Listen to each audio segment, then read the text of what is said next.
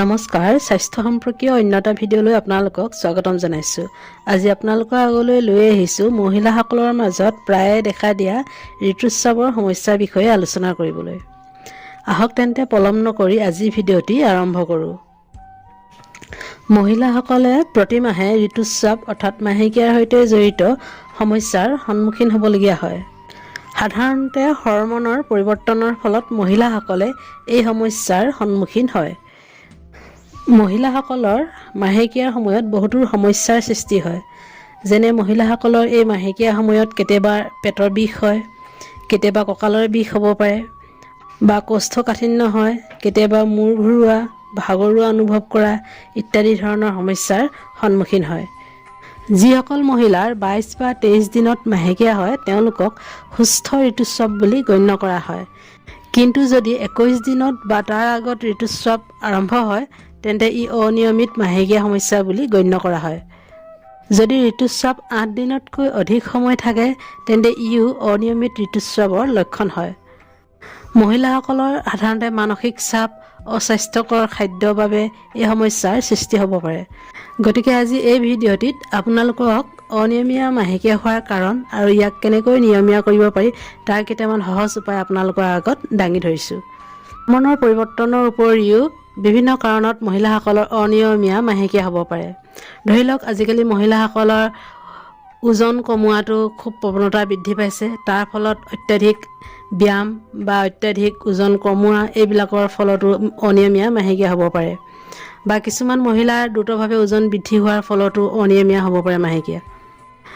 বা অস্বাস্থ্যকৰ খাদ্য খোৱাৰ ফলতো মাহেকীয়া অনিয়মীয়া হ'ব পাৰে।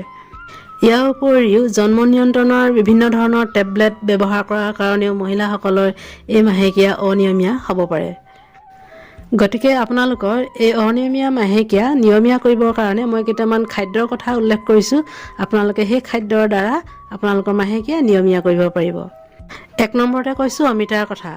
অমিতাত পৰ্যাপ্ত পৰিমাণে পুষ্টিকৰ পদাৰ্থ পোৱা যায়। ই iron, keratin, calcium, vitamin A আৰু চিৰ প্ৰধান উৎস। গতিকে আপোনালোকৰ খাদ্য তালিকাত কেঁচা অমিতাক অন্তৰ্ভুক্ত কৰক। গতিকে ইয়াৰ ফলত আপোনালোকৰ অনিয়মিত মাহেকীয়া সমস্যাৰ দূৰ কৰক। 2 নম্বৰতে কৈছোঁ বিটৰ কথা। ডায়েটিচিয়ানসকলৰ মতে বিটত বহুতো প্ৰয়োজনীয় পুষ্টিকৰ উপাদান আৰু আইৰণ, ফলিক এচিড আদি থাকে, যিবোৰে অনিয়মিত মাহেকীয়া সমস্যাত ফলপ্ৰসূ বুলি প্ৰমাণিত হৈছে। সেয়েহে আপোনালোকে নিয়মীয়াকৈ খাদ্যত বিট অন্তৰ্ভুক্ত কৰক। আৰু এনেধৰণে নিয়মীয়াকৈ বিট যদি আপোনালোকে খায় নিশ্চয় আপোনালোকৰ এই মাহেকীয়া সমস্যাৰ দূৰ হ'ব। 3 নম্বৰতে কৈছোঁ ডালচেনিৰ কথা।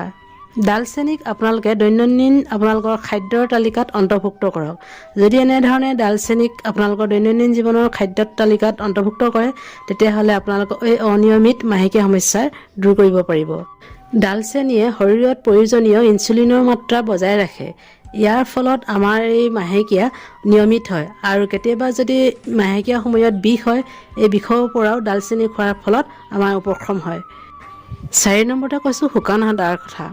আপোনালোকৰ যিসকলৰ মাহেকীয়া অনিয়মীয়া হৈছে আপোনালোকে আপোনালোকৰ খাদ্যৰ তালিকাত শুকান আদাক অন্তৰ্ভুক্ত কৰক। আপোনালোকৰ মাহেকীয়া সময়ত যি বিষ হয় সেই বিষৰ পৰাও শুকান আদা খালে আপোনালোকে উপশম লাভ কৰিব। যদি আপোনালোকৰ শুকান আদা নাথাকে তেনেহ'লে আপোনালোকে কেঁচা আদাও খাব পাৰে বা চাহত মিহলি কৰিও আপোনালোকে আদা খাব পাৰে। মুঠতে আপোনালোকে আদা খাওক আৰু এই আদা খাই আপোনালোকৰ অনিয়মীয়া মাহেকীয়া সমস্যা আপোনালোকে দূৰ কৰক। আজি ভিডিঅ'টিত আপোনালোকৰ অনিয়মীয়া মাহেকীয়া সমস্যাৰ বিষয়ে এইকেইটা কথাই মই ক'লোঁ। আপোনালোকৰ খাদ্যৰ তালিকাত এইকেইটা খাদ্য নিশ্চয় অন্তৰ্ভুক্ত কৰক। আপোনালোকৰ এই অনিয়মীয়া মাহেকীয়া সমস্যা নিশ্চয় দূৰ হ'ব। গতিকে ইমানখিনিতে আজি ভিডিঅ'টি সামৰণি মাৰিছোঁ। স্বাস্থ্য সম্পৰ্কীয় নতুন নতুন ভিডিঅ' পাই থাকিবলৈ আপোনালোকে চেনেলটি ছাবস্ক্ৰাইব কৰিব আৰু আপোনালোকৰ বন্ধুবৰ্গলৈ শ্বেয়াৰ কৰিব। ধন্যবাদ।